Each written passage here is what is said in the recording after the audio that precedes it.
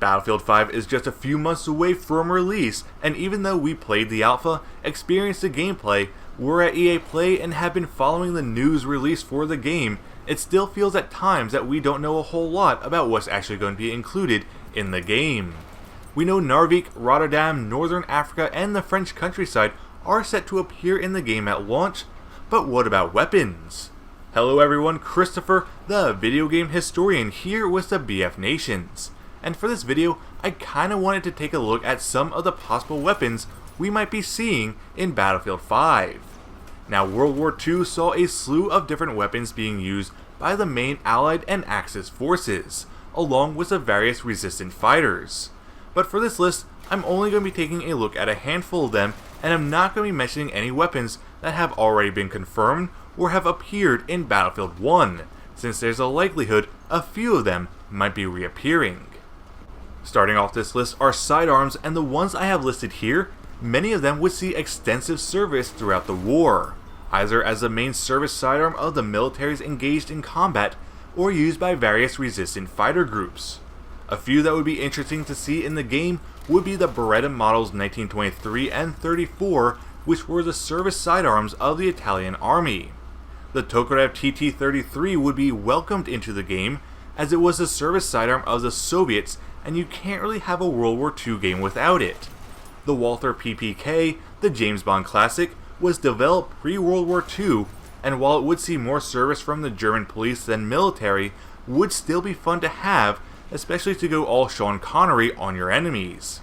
The Bergmann Bayard was a semi-automatic sidearm of the Danish military that kinda looked like the C96, but wasn't, and had a 6 or 10 round box magazine.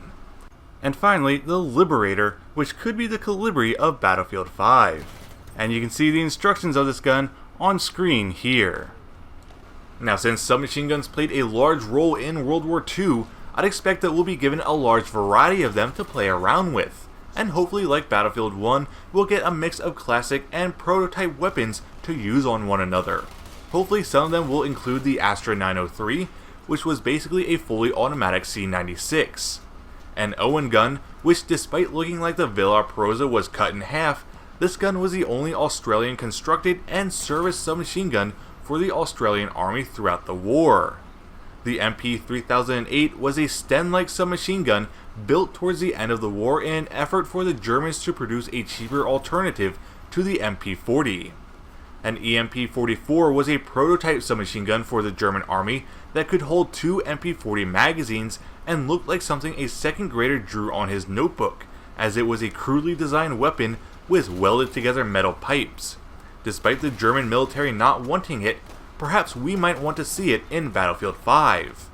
The Błyskawica submachine gun was a weapon built and used by the Home Army or the Polish Resistance, and would become the only covertly mass-produced weapon of the war, with roughly 700 built. And finally, the FNAB-43, which was a relatively expensive weapon to manufacture, and as such, only 1,000 of them were ever produced. However, for those that were made, these submachine guns would be issued to the Italian and German forces fighting in northern Italy. Even though there had been a handful of light machine guns already confirmed for Battlefield 5, there are still a few I think should be included and might be fun to use. These would include the Ribel machine gun, a French-developed gun that had a pretty unique design to it.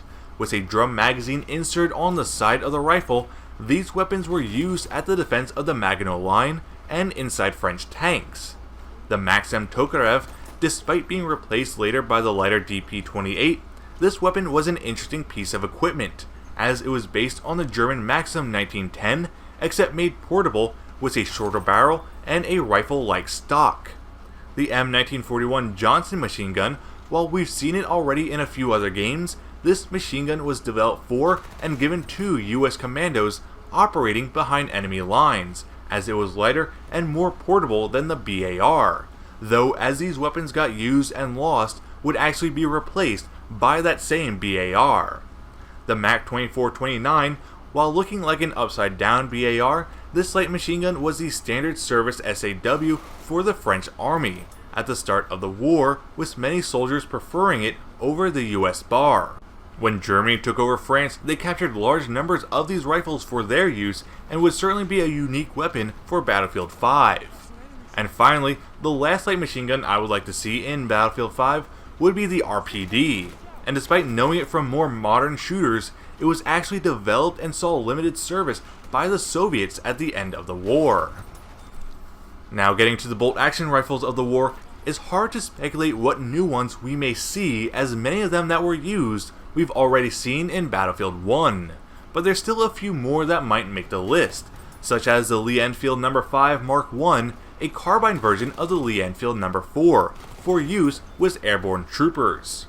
The Type 99 Arasaka, kind of the big brother of the Type 38, the Type 99 was intended to replace the 38 in a larger caliber of 7.7mm versus the 6.5.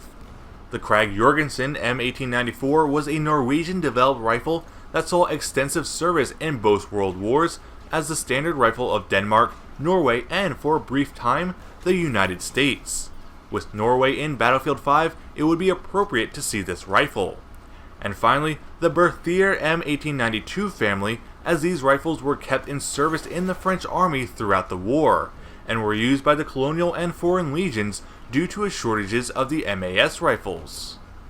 Now in terms of the semi-automatic rifles, there's quite a few that we could see in service for Battlefield, such as the M1941 Johnson rifle, which despite being a competitor to the M1 Garand, small quantities were sold to the Dutch East India Company prior to Japanese invasion and were slightly used at the start of the war in the Pacific.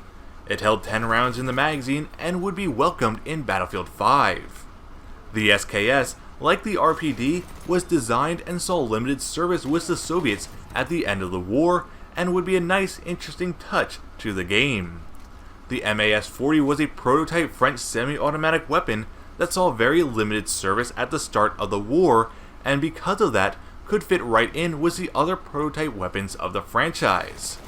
The Karabin WZ-1938M was a Polish semi-automatic prototype rifle that the Polish army used during the invasion of Poland in 1939. And finally, the Lisle carbine, if implemented, might be one of the most OP weapons in Battlefield 5 due to it being an internally suppressed semi-automatic rifle that was produced for the British military.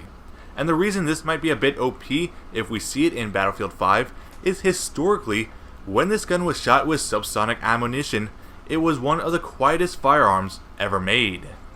Now that's all I have for this video. Let us know what guns you would like to see in Battlefield 5. Are there any I missed that should be included as well?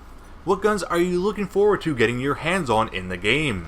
Let us know in the comments below, and don't forget to like this video as well as to subscribe to the BFNations. I'm the Video Game Historian, and until next time, I'll see you all on the battlefield.